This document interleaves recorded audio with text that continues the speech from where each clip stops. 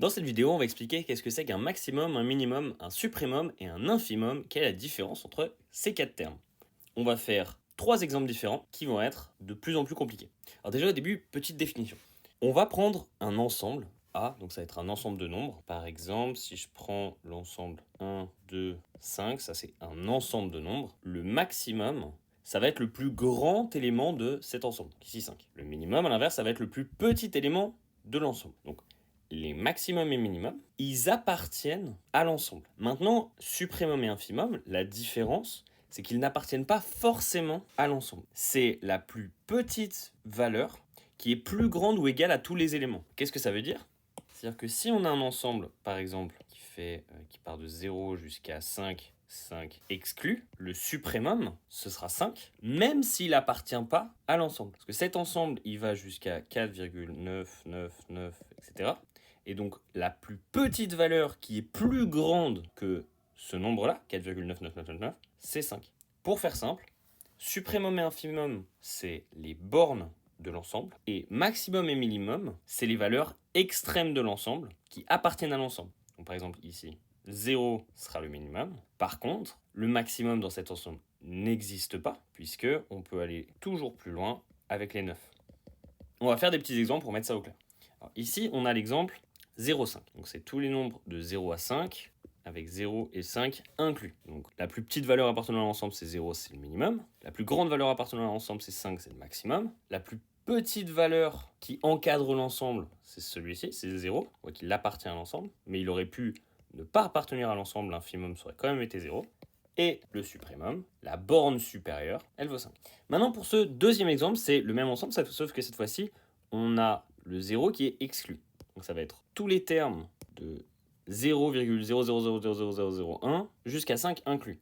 Alors cette fois-ci, on n'a pas de minimum. Pourquoi ? Puisqu'on a une borne qui est ouverte.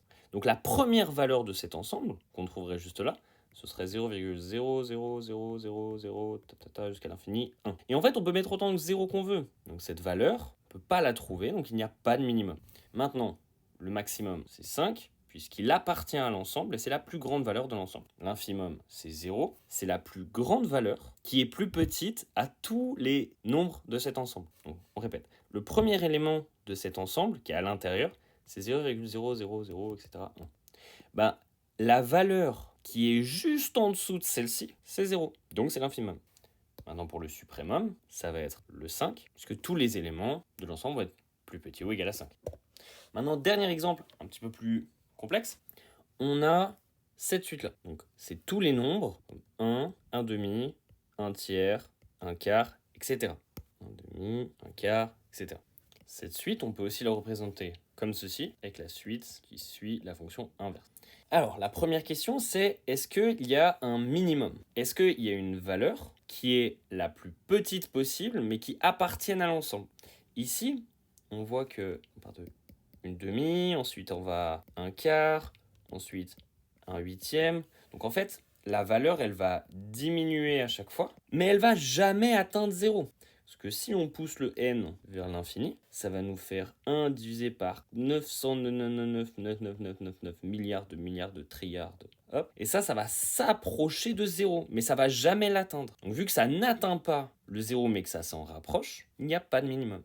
Maintenant, le maximum, c'est la plus grande valeur de l'ensemble, et là par contre elle existe, c'est ce 1. Parce que toutes les valeurs vont être plus petites, toutes les autres valeurs vont être plus petites, et le 1 appartient bien à cet ensemble. Maintenant, l'infimum de cet ensemble, ce sera 0, puisqu'on a vu que la suite 1 sur n, elle tend vers 0, et elle est toujours positive. Donc 0, ce sera le plus grand nombre qui est plus petit que tous les autres nombres de l'ensemble. On a 0 qui est là, il n'y a pas un nombre qui est plus grand, qui n'appartient pas à l'ensemble, pour lesquels tous les autres nombres sont au-dessus. Et le suprêmum, c'est égal au maximum quand il existe, donc c'est égal à 1.